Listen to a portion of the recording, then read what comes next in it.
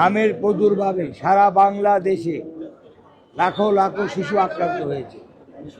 ইতিমধ্যে সরকারি হিসাব অনুযায়ী 610 জন, নিশ্চিত হামের মৃত্যু 92 জন, এবং বর্তমানে অদ্যাবধি 70,900 শিশু হাসপাতালে চিকিৎসাধীন। এটা সরকারি হিসাব।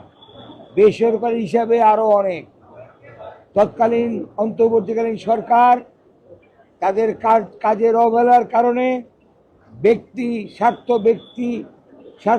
চরিতার্থ করার কারণে, হাসিল করার কারণে ইউনিসেফের সরবরাহকৃত ভ্যাকসিন আমদানি বন্ধ করে দিয়ে টেন্ডারের মাধ্যমে তাদের নিজের স্বার্থ হাসিলের কারণে টেন্ডারের মাধ্যমে প্রক্রিয়ায় গিয়ে ভ্যাকসিন আনা বন্ধ করে দেয়, যার ফলশ্রুতিতে এই মরণবেদী, এই সংক্রমণ, রোবেলা ভ্যাকসিন না এনে এই হাম সারা বাংলাদেশে ছড়িয়ে দিয়েছে।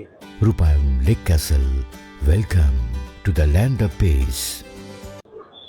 যেই সময় সারা পৃথিবীতে কোনো হামের কোনো উপসর্গ নাই, যখন নির্মূলের পথে তাদের এই হীন সিদ্ধান্তের অবহেলার কারণে আজকে বাংলাদেশে গ্রামে গঞ্জে এই হামের প্রাদুর্ভাব ছড়িয়ে পড়েছে।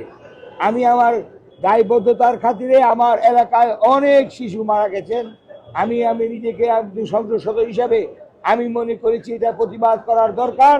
সেই হিসাবে আজকে আমি মাননীয় আদালতে এসে যারা এই বিষয়ে দায়ী, যারা এই বিষয়ে দোষী, তাদের দৃষ্টান্তমূলক শাস্তি দাবি করছি, যাতে পরবর্তীতে কোনো সরকার বা কেউ আসলে বাংলাদেশের কোমলমতি শিশু এবং জনগণকে নিয়ে চিনিমিনি খেলতে না পারে, তার দৃষ্টান্তমূলক একটি বিচার আমি দাবি করছি। পক্ষান্তরে এই সরকারকে আমি মনে করি পরিকল্পিতভাবে এই নির্বাচিত সরকারকে বিপদে ফেলানোর জন্যই তৎকালীন অন্তর্বর্তী সরকার এই পরিকল্পনা করেছিল। আমি সকলকে ধন্যবাদ জানাই, আপনারা যারা এখানে উপস্থিত হয়েছেন। আমি আশা করি আদালত ন্যায় বিচারের স্বার্থে আমার আর্জি শুনেছেন এবং সঠিক তদন্ত করে বিচার কার্য করবেন বলে আমি আশাবাদী। ধন্যবাদ। আমরা ওটাই বলছি যে এই সরকারকে, অর্থাৎ পরবর্তী নির্বাচন সরকারকে যাতে দেশ পরিচালনা তারা ব্যাহত হয়, বিঘ্ন সৃষ্টি হয়, সেই কারণে পরিকল্পনাভাবে এই নির্লক্ষ্য ছিল তাদের। অর্থাৎ ইউনিসেফ থেকে না এনে তারা টেন্ডারের মাধ্যমে আনতে চাইছে যে 2 বছর লাগে, তার স্বাভাবিকভাবে রোগ প্রাদুর্ভাব হবে।